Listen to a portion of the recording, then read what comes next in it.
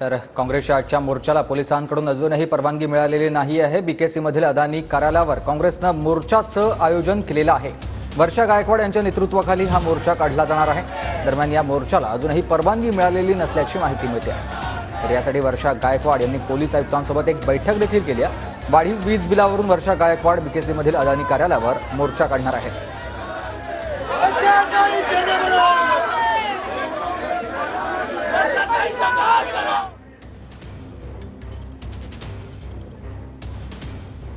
तर आपण बघतोय काँग्रेसला अद्यापही परवानगी मिळालेली नाही आंदोलनाची, मात्र तरी देखील बीकेसी मध्ये आंदोलनाला सुरुवात काँग्रेसच्या सगळ्या कार्यकर्त्यांकडून करण्यात आलेला आहे। वर्षा गायकवाड यांच्या नेतृत्वाखाली आज वाढीव वीज दर आणि या सगळ्या संदर्भात काँग्रेसचं आंदोलन सुरू झालेलं आहे।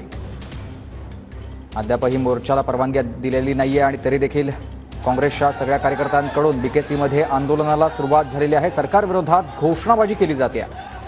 वर्षा गायकवाड यांच्या नेतृत्वामध्ये या आंदोलनाचं या मोर्चाचं आयोजन करण्यात आलेलं होतं।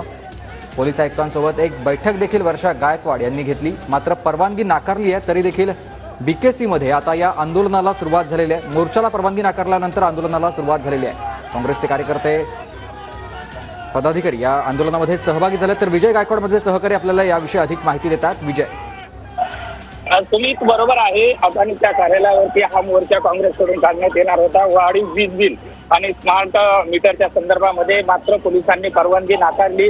आता जे कार्यकर्ते जे आहेत हे बीकेसी पोलीस स्टेशन मध्ये आहेत आणि याला कुठेतरी आक्रमक वळण धारण झालेलं आपल्याला पाहायला मिळत आहे। कार्यकर्ते जे आहेत हे मोठ्या प्रमाणामध्ये संतप्त झाले आहेत। या ठिकाणी पोलिसांचा बळाचा जो वापर केला जातो या कार्यकर्त्यांना बाहेर काढण्यासाठी व स्वतः मुंबई काँग्रेसच्या ज्या अध्यक्ष आहेत वर्षा गायकवाड या पोलिसांसोबत चर्चा करत होत्या, परंतु कार्यकर्त्यांचं म्हणणं होतं की वर्षाताईला डिटेन केलेलं आहे आणि त्यांना या ठिकाणी बसवून ठेवलेलं आहे। जे युथ काँग्रेसचे जे कार्यकर्ते आहेत हे या ठिकाणी मोठ्या प्रमाणामध्ये आक्रमक होऊन पोलीस ठाण्यासमोर त्यांनी ठिय्या आंदोलन ठेवलेलं होतं। आपण जर दृश्यामध्ये जर बघितलात तर कशा पद्धतीनं पोलीस आणि कार्यकर्ते